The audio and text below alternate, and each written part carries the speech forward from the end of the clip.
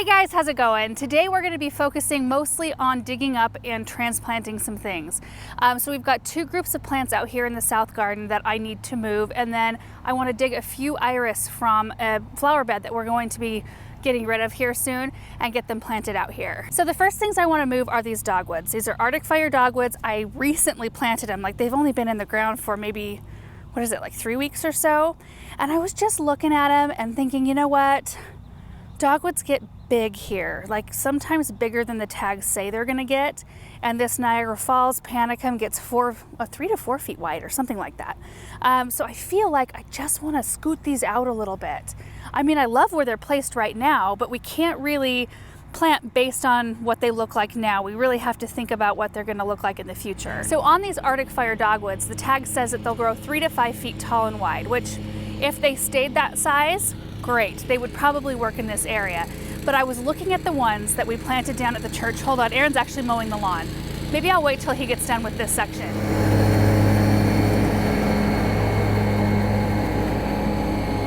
I'm also going to be helping Aaron with some lawn fertilizer a little bit later, so we'll show you what we're putting down on the grass this time of year as well.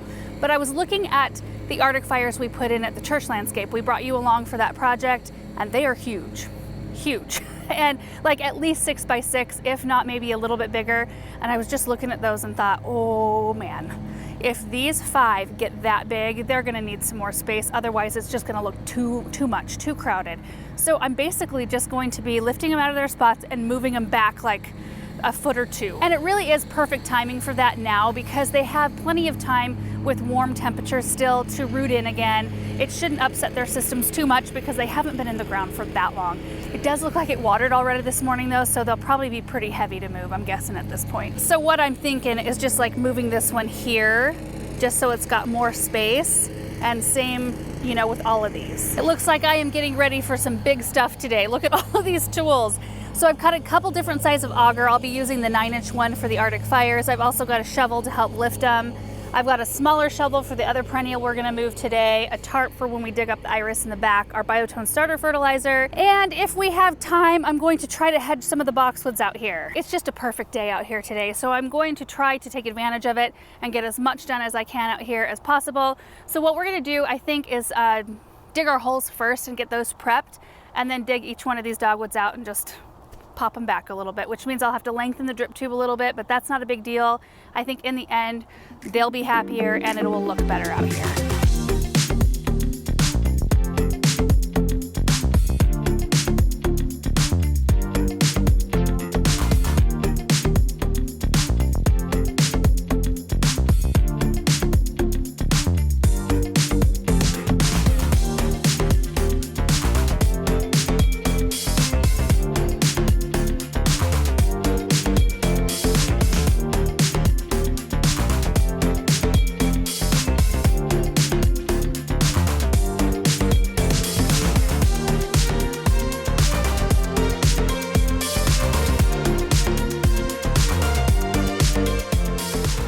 Go. That looks so much better. It looks like they have some breathing room.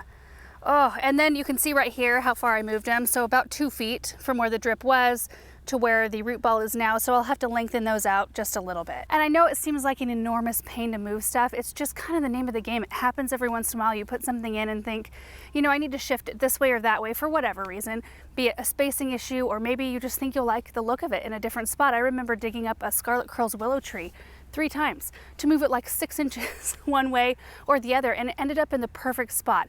And I did time myself. It took me just under 11 minutes to do this project, and that's 11 minutes well spent. I think in the length of these plants' life, we'll enjoy them so much more and they'll just have a lot more space. So anyway, dogwoods are done minus the drip. We're gonna go handle the other perennial here real fast. So this is the other area right here. I've got some daylilies right here that are doing great. They look really healthy. In fact, everything in this space. Look at those buddleias. Those are the Miss Rubies rather. They've grown so much since we planted them. Look at how gorgeous those are. And then we've got the Firefly Sunshine, right? Achillea, the yarrow right here, which is such a beautiful pair with that pink. And then the daylilies. Then I planted Shades of Rose Coreopsis, which the tag said that it was supposed to only get 14 inches tall. That is not 14 inches tall. That's like 2 feet or maybe a little bit more in some spots. So it's fighting. These two are fighting with one another, and I kind of knew that in the middle of the summer. They shot up super fast, and it was just so hot. I just thought, you know, I need to move the front 4 of these, but I'm gonna wait till it cools off a little bit. So now's the time. I'm gonna move those over just down the way, and the rest of them will stay. That way we'll kind of just unload the front of this flower bed for something shorter, some kind of a ground cover sort of thing, so that everything has a chance to shine. This one wasn't necessarily a placement issue. It was more of a, it likes this area better than I thought it would, sort of an issue. And that's the thing. Sometimes you have things like our black lace elderberries, tag says 6 to 8 feet, but they get like 12, 15 feet tall and wide here. There's just some things that really like it here and some things that we struggle with getting to their full size, and you just never really know until you try it out. So, you know, we shift things around, and that's good. It's a part of the process. So if we get in here, you can kind of see the base of that plant grown so big, and they are absolutely gorgeous, and they're usually loaded with pollinators. We're fairly early in the morning and it's really cool right now, so not much activity yet today. But we've got 1, 2, 3, 4. We'll dig up and we'll just let these be right here, and we'll continue the drift kind of back this way so that we can come in with something shorter next to it over here. And I do have a variety of Nepeta. I cannot remember the name of it at the moment. I did plant it for you guys in a video. It's supposed to get 3 feet tall, but it did say it would take a couple seasons to get that way. It's looking a little scorched and sad at the moment. But this one should be our back layer, and it shouldn't fight too much with this. So we'll get this done. I don't think we're gonna even have to move any drip in this area. Then we're gonna run back and grab some iris. I'm excited for that. I love having iris popped in here and there.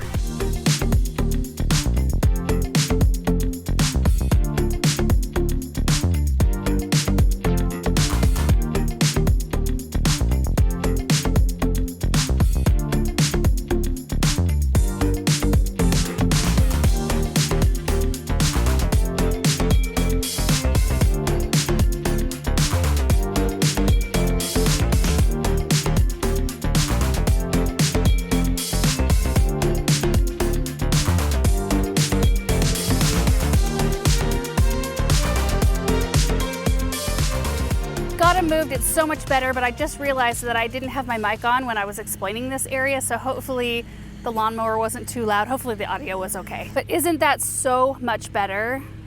So much better. It's hard to believe that there were 4 in this tiny little section. There was 1, 2, 3, 4. Like, absolutely no need to have the 2 right here, because this one got so big. I mean, these have definitely exceeded my expectations. And every once in a while, a plant will do that, which means you have to shift things like I just did right here. But it did unburden the front of this flower bed. Like, it just, makes you feel like I can sigh a little bit. But I do feel like something lower and something with a bolder round texture would be great in front of the daylilies. Something like maybe a lady's mantle, or maybe even better, a lamb's ear with that kind of cool blue fuzzy texture. That would look really pretty. Real quick, just beyond this area, we do have some beautiful looking Italian ice roses right here. Look at how pretty those are. They've got so many colors just in that one rose. We planted those last season late, and then we planted these geraniums this year. Aren't those so pretty? Look at that. That's gorgeous. Really pretty with the color of the rose. This camera never shows the richness of color as much as I would hope it would. Okay, let's head back and get those iris. So here are the iris we're digging today. These are a bearded iris, pure yellow, really beautiful. You can see we have quite a few in this corner, and I have a friend who's coming to get these firelight hydrangeas. She's got a hedge that she's gonna finish off with these, because as you guys know, we are prepping to remove this flower bed right here. So we're going to be spending some time back here because there's a lot of beautiful plants that I'd like to keep. Like, look at this sedum. Oh my goodness, it's so pretty. And there's just a lot of things. But we're prepping to create a new garden in this space, to make a nice grass pathway through here and have just kind of a different mix of plants right here. Also, we're going to be creating a new opening to this space. Instead of having it over here, we're going to have it here. So it will line up with the doors of the Hartley, and it'll feel like a continuous space, hopefully, which means we are going to move this water. This is an easy one though. It's just off of the system that's not buried very deep. It's not like a frost freeze, so that should be fairly easy to move. But yeah, a lot of work to be done back here. Best time to move iris is typically late in the summer. I moved a bunch from behind the gazebo Hartley area earlier on this spring, and they've done fine. They bloomed actually, so I dug them up. They bloomed where I put them, and they look great. So I'm thankful for that. I didn't cut them back when I moved them earlier on. These I could cut back because they've got burned tips, and we're about ready to cut them back anyway. So, and that'll make it a cleaner process. So we dig them up. They're really shallow. They spread by rhizome, and typically you want to dig them up and divide them every 3 to 5 or so years anyway, because if the clumps get overcrowded, which they can do if they like their spot, the bloom quality will go down. They won't bloom as much. They're just like not enough space for them to grow. So it's a really good time to kind of address if there's any overcrowding issues, cut out, you know, some of the ones that aren't productive anymore.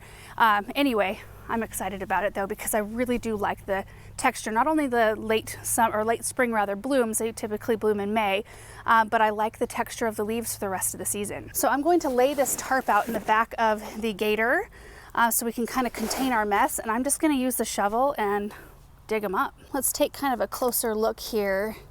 These don't look too bad in the way of being overcrowded. Like, I'll separate these a little bit, but usually what you'll start to see is they'll get really thick and then they'll start dying out, you know, in the center, and you'll start seeing them be a little bit more sparse and unproductive. But yeah, you can see the tips here, so we'll cut them back, you know, to several inches high or so, and then replant.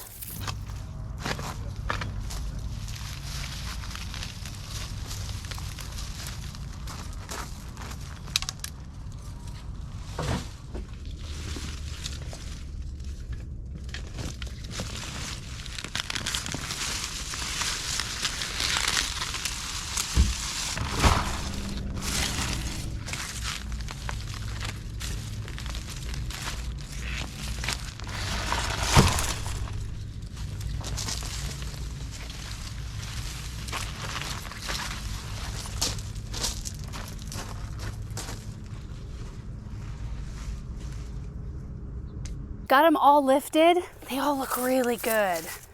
So I'm gonna go grab a pair of clippers and we'll head out to the south garden and find a spot for these to go.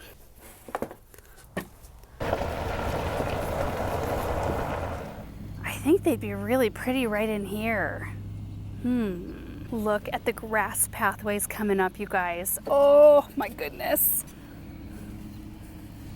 I'm gonna have to plant things in a little bit further next year so they don't hang over the edge so much, but oh, they're doing great. Grass is doing great. You know what? I think this would be a great spot. We've got the pufferfish hydrangeas, which will get, what, like 3 to 4 feet tall and wide, maybe a little bit bigger. And then we've got a pink veronica right here. So it'd be nice to have that strappy, grassy texture here and some spring color. I think that would be really nice. And one of the best parts about iris is that you do not have to bury them very deep. In fact, you want the top of the rhizome to kind of be exposed. So I really just have to rough up the soil in this area to get them planted. See this one right here? You can see the top of the rhizome. We're only going to be burying them about this deep so that this part is still exposed. So we only need to dig down, I mean, just a few inches so that we can accommodate the roots that they have already. But this is also a good example of a spent one that doesn't look very good. I'll be taking any of those off. And then we've got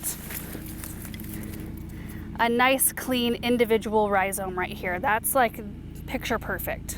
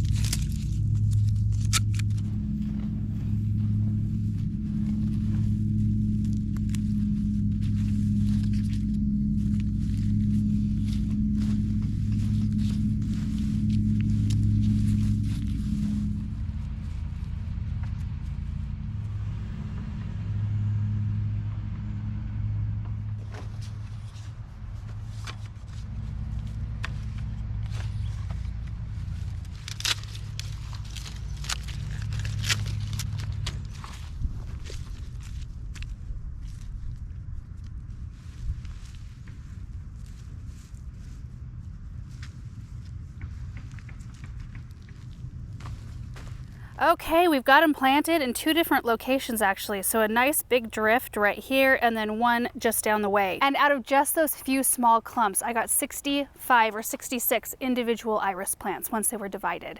Isn't that amazing? And that will look so pretty right there. And let me show you the other clump, which will be smaller. I think 25 of them ended up here and the rest are in that first area.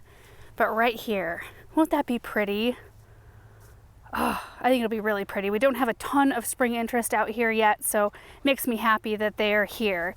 Now, this area was quite wet. I'm not going to water either of these areas in until probably tomorrow or the next day, because I'm going to give the snapped off ends a little bit of a chance to heal or dry a bit before we introduce any extra water. Okay, my planting projects for the morning are done, so I'm gonna go figure out where Aaron's at and we'll get going on the lawn fertilizing.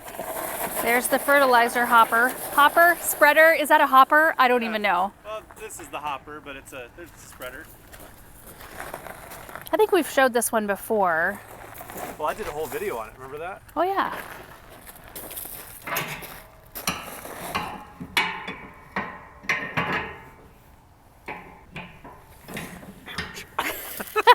It gets a little tight right there. What are you spreading today?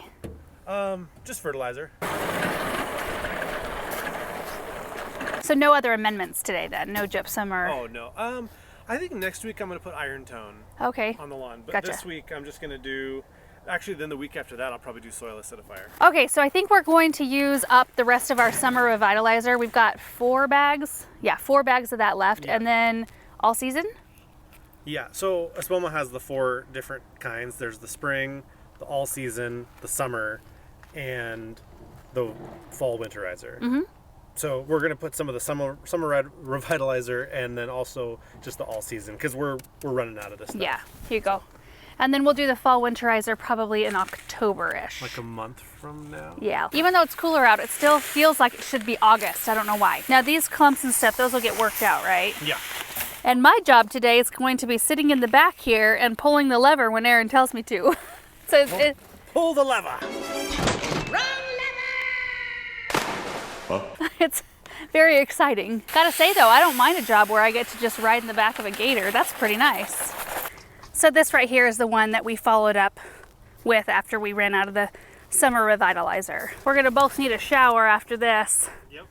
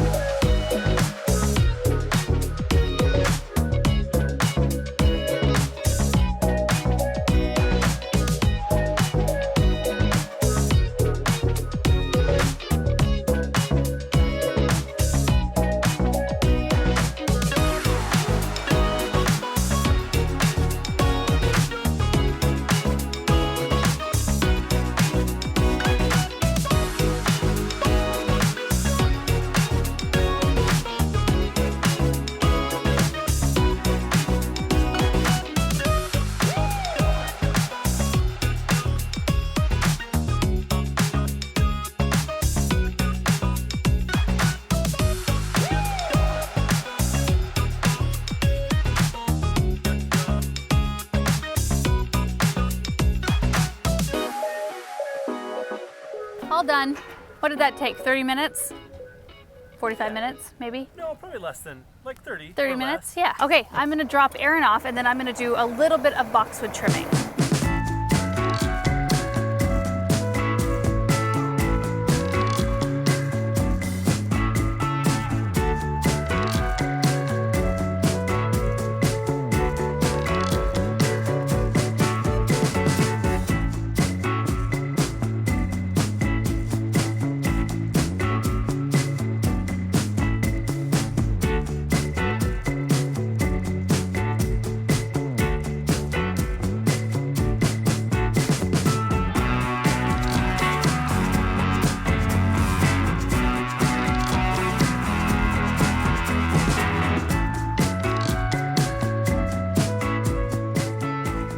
They turned out really good. I forgot to mention when I got started that these are still recovering from pretty severe spider mite damage from last year.